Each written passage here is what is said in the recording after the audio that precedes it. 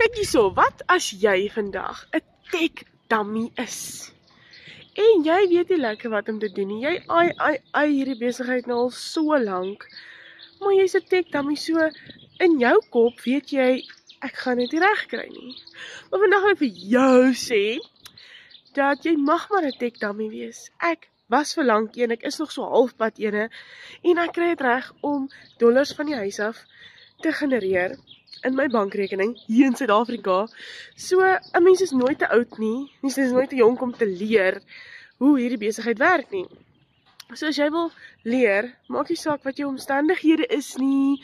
Comment net vir my onder tag en ek gaan vir jou presies mooi wys hoe.